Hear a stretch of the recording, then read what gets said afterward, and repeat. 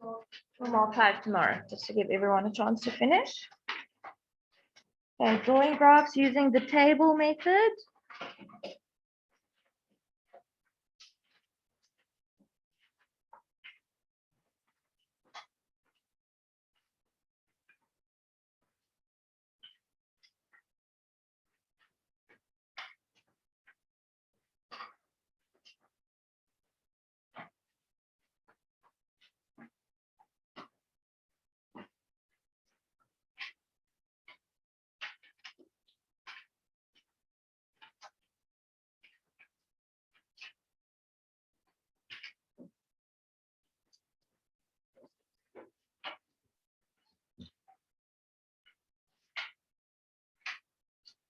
Okay, now guys, earlier in the year, we worked with flow diagrams, right? We had, for example, if you have your input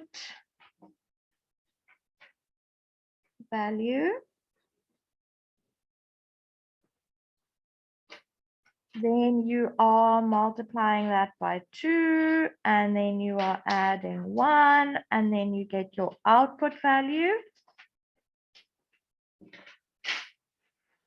Right, and we also worked with these kinds of very basic flow diagrams when we did equations. Remember, we set up a flow diagram going in the one direction. When you're solving for x, you would have to move in the opposite direction. You would have to go backwards. Now, guys, in the case of graphs, all right, your input value will be x. And your output value will be y. And that relates back to the x-axis and the y-axis. Right, so they will actually give you an equation that represents a flow diagram. They're not going to give you a flow diagram like this. Okay, but they will give you an equation. They'll say that y is equal to, so the output value, in order to get the output value, you have to take your input value, which is x, multiply that by 2, which is what? What do I get if I multiply x by 2? 2x, all right? Remember, we put the number just in front of the variable. We'll get 2x, and then we add 1. And that will give us our output value, which is y. All right, so the output value y will be equal to input value multiplied by 2, and then plus 1. Now we need to be able to draw a graph, all right, on the Cartesian plane that represents this equation and this flow diagram. The two of them are linked. So what we're going to do is we are going to use the table method. All right, we're going to set up the table. My input value is x, so we're going to put x at the top and then y at the bottom. And then we are either going to have to choose a number of x values, or they're going to give us a number of x values. I'm going to give you the input values that we're going to work with. If you remember, guys, that when we gave you that like big flow diagram, we usually, especially in the beginning, we gave you all the input values. We gave you all those first values, and then you had to follow whatever was in the blocks or in the boxes to get the output values. Okay, so similar thing here. They're going to list a number of x values in the first row there next to x. Okay, so let's do -3, -2, -1, 0, and then 1, 2, and 3. They won't always give you those specific ones. They can give you more, they can give you less, they can give you different x values, or sometimes in some cases, they'll ask you just to choose x values, and you can choose whichever values you want.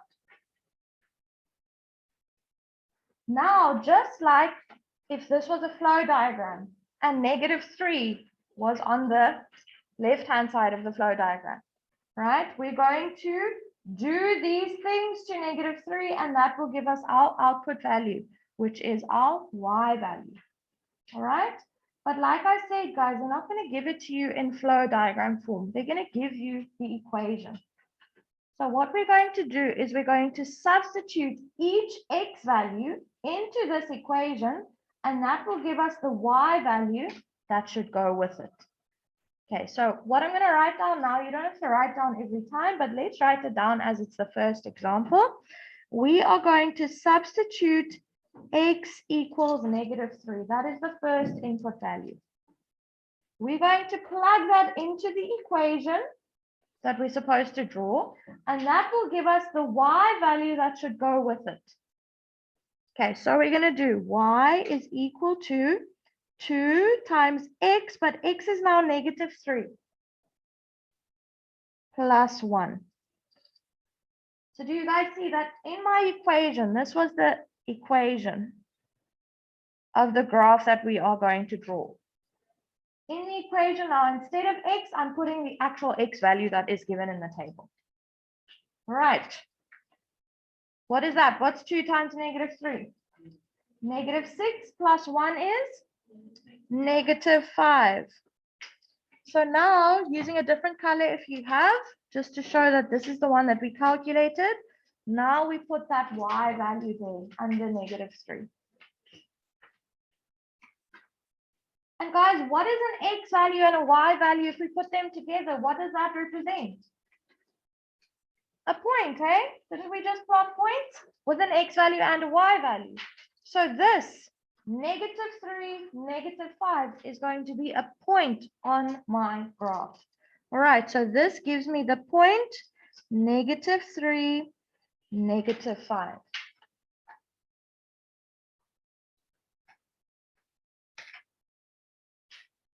Okay, we're going to do that with all of these x values, guys. Now, like I said, you don't have to write it down every time you're doing this in your homework or even in a test or exam, but I'm just going to write all of them down so that when you look back to this note, you know exactly what you did. Okay, so let's do it in full, but this you can actually just do on the calculator or you can do the calculation in your head. All right, we're going to do the next one now. If x is equal to -2, then y will be equal to 2 times -2 plus 1.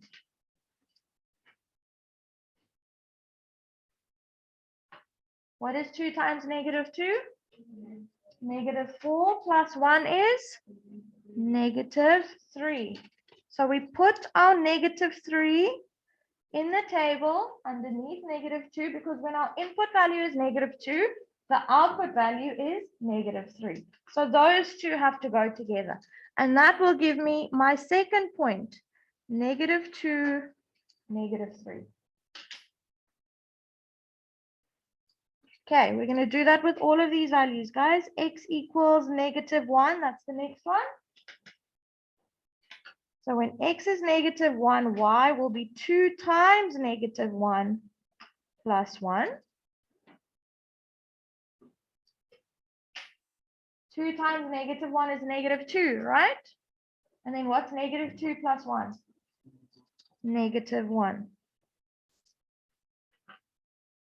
So now we put -1 in our table. So when x is -1, y is also -1. So that gives us the point -1, -1. Remember the point, the coordinate, always has to be x value first, then y value. Okay, so that's how we write it every time. Okay, x is equal to 0. When x is equal to 0, y is going to be 2 times 0 plus 1. What is 2 times 0, guys? 0 plus 1? 1. So when x is 0, y is 1. So that gives us the point 0, 1. Yes.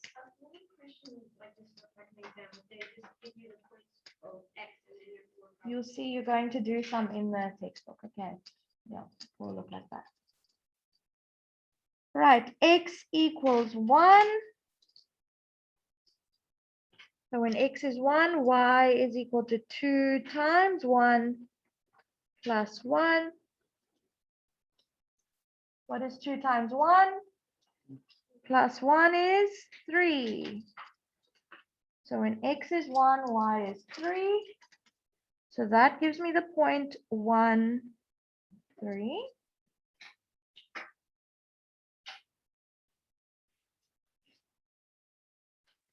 Okay, the last two I'm going to do quite quickly. So x equals 2, then y is going to be 2 times 2, which is 4, plus 1, which is 5. So when x is 2, y is 5. That gives me the 0.25.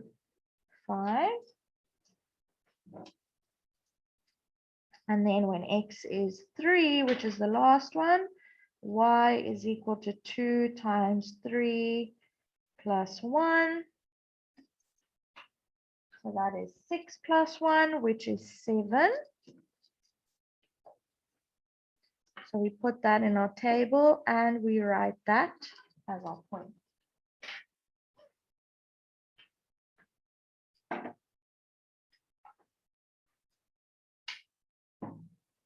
Now guys, before we plot these points, because that's going to be the next step, I want us just to look at this table. Do you guys remember when we did the number pattern questions? They gave you values in a table usually, right? Then if you had to find the rule for the number pattern, you would check, what am I doing from -5 to -3? -5 to -3, that's +2, hey? What about -3 to -1? That's also +2. How do I go from -1 to +1? I also +2. From 1 to 3, that's also +2. From 3 to 5, that is also +2. And from 5 to 7, that is also +2. So guys, our y values here, that actually gives us a number pattern like the ones that we've done before, right? How would you find the rule for that number pattern? If you see that you have a constant difference, right? Remember, you would always multiply the constant difference by whatever the input value was. It was usually n or c or d. It depended on the situation that they gave us, right? And then you would see what else you must add or subtract to get to the actual values. So guys, let's check. If I have -5 times 2, what is that? Sorry, -3. Sorry, I'm talking nonsense. If I take my input value, sorry, -3 times 2, what is that? -6. What must I then add or subtract to get to -5? I must still +1. So do you see 2 times my input value plus 1? You would have had to be able to actually find that rule as well, like you did with number patterns. All right. So that's another thing, guys. Sometimes they might give you the table and ask you to find the rule, but you have done that before with all of those number pattern worksheets. Okay. But are we seeing that this work is all kind of interlinked? We did flow diagrams at the beginning of the year. Then we used them again to solve equations. Then we did number patterns and finding the rule from a number pattern and also using the rule to find more numbers. Do you guys remember? If I now told you you must find the output value, the y value, if x is 20, do you guys remember what you had to do? You had to put x equals 20 in that rule, all right? And then you would find your y value. And now we are linking it to actual graphs. Okay, now guys, yes.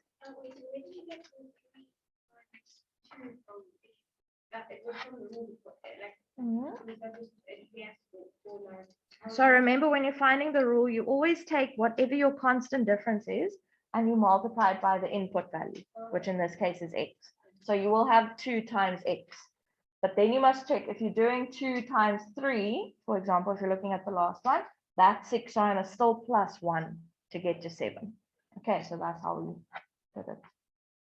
Okay, guys, we're going to draw a Cartesian plane now, and I want you to plot all of these points. All right, we are going to draw a Cartesian plane. I don't know if you're going to have enough space underneath here. We're going to go from -8 to 8 all around, so you might have to do it on the next page. All right, so -8 to 8, -8 to 8. You can also use one line for 2 units if you want. All right, then you might be able to fit it in. But do that quickly, please. Draw your Cartesian plane from -8 to +8 and from -8 to +8. Like you did for the one that was homework.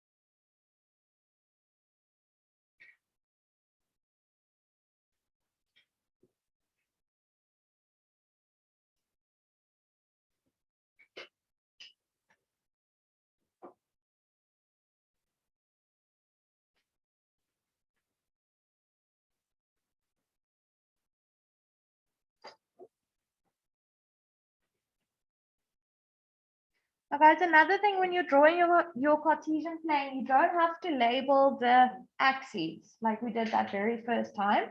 Let me just show you on the note quickly.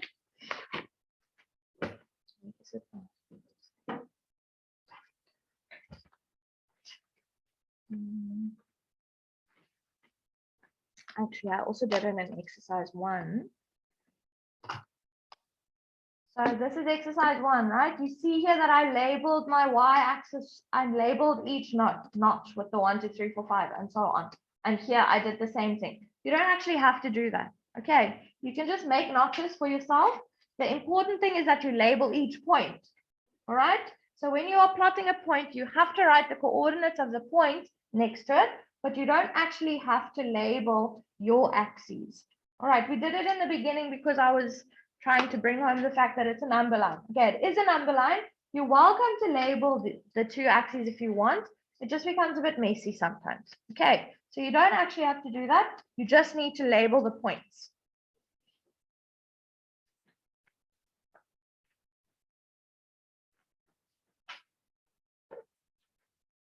Okay, once you have your axes, please plot all your points as well. Those points that we've listed there. So there are 7 of them. Plot them and then write the coordinates of those points down next to them, please.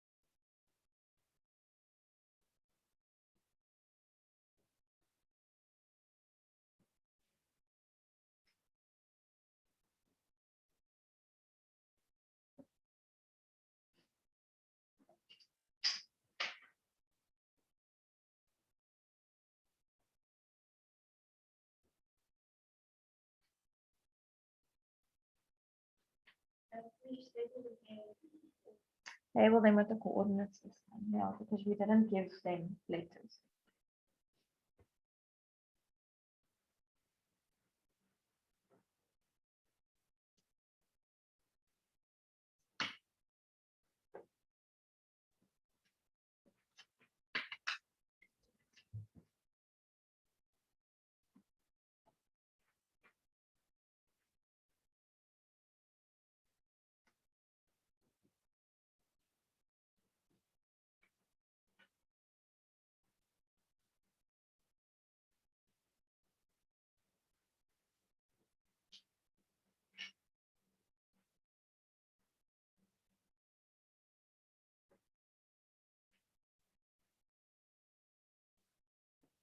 Okay, guys, I'm going to show you mine.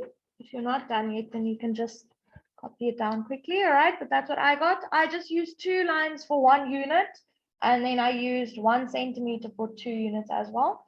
Sorry, I used 1 line for 2 units, I mean, sorry. So that's 0, and then that would be -1, -2 there.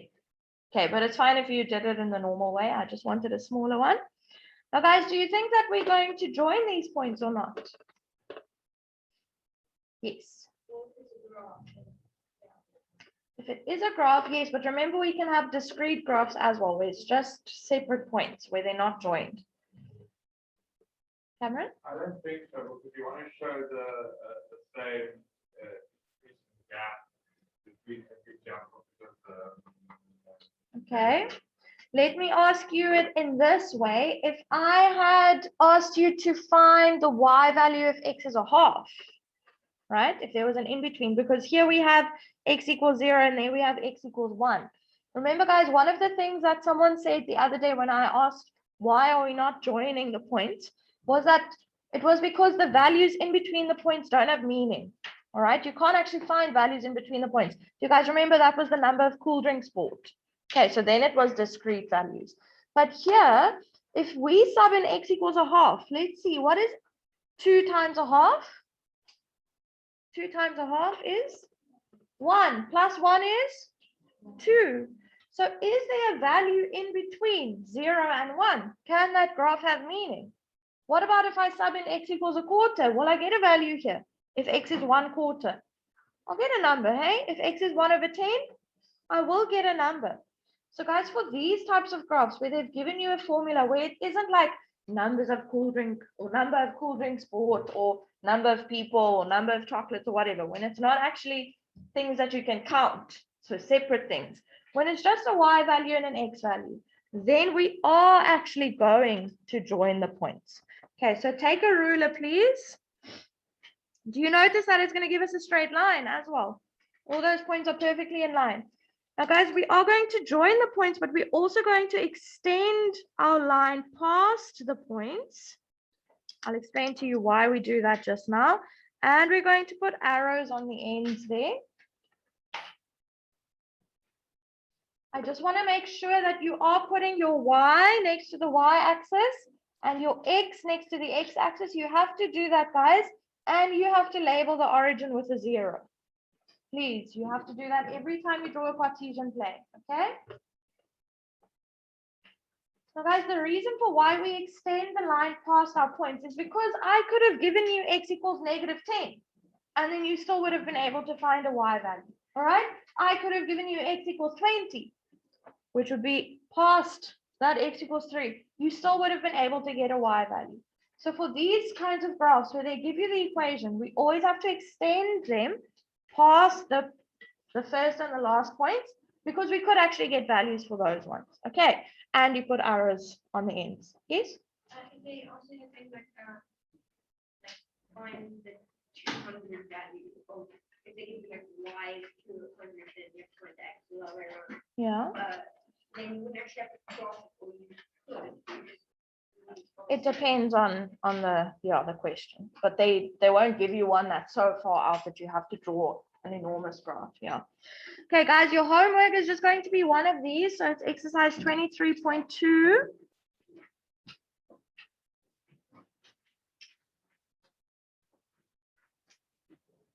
On page 259. And I want you to do number 1. Okay, they give you a table, they give you x values, you must complete, then you must plot, and then you must read all the value there. So that's what you're going to do for tomorrow. Okay. Thank you, guys. You can go. Have a nice day.